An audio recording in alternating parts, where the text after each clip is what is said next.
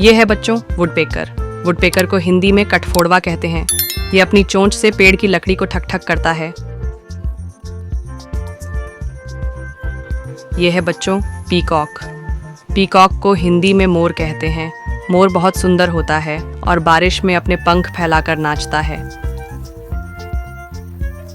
ये है बच्चों ईगल। ईगल को हिंदी में बाज कहते हैं। बाज आसमान में ऊंचा उड़ती है और तेज नजर रखती है। ये है बच्चों किंगफिशर। किंगफिशर को हिंदी में राम चिरैया कहते हैं।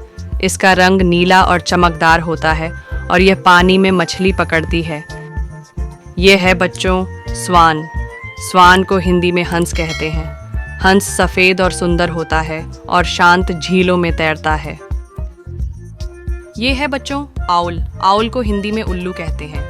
उल्लू रात में देख सकता है और अक्सर रात में ही उड़ता है।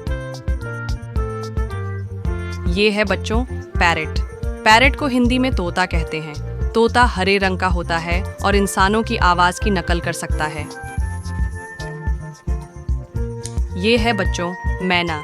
मैना को हिंदी में मैना ही कहते हैं। मैना मीठा बोलती है और इंसानों की आवाज की नकल कर सकती है। यह है बच्चों क्रेन। क्रेन को हिंदी में सारस कहते हैं। सारस लंबी टांगे और गर्दन वाला पक्षी है जो अक्सर पानी में खड़ा दिखता है। ये है बच्चों हेन।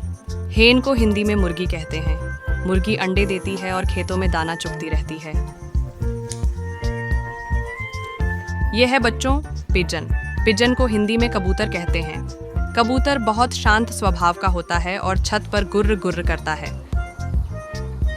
यह है बच्चों स्पैरो। स्पैरो को हिंदी में गौरैया कहते हैं। ये बहुत छोटी और चंचल होती है। अक्सर घर की मुंडेर पर बैठी दिखती है।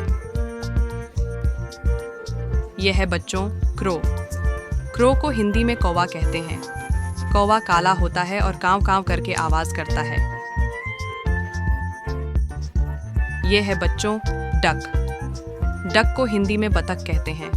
बतख पानी में तैरती है और उसके पैरों में जाल होते हैं। यह है बच्चों कुक्कू।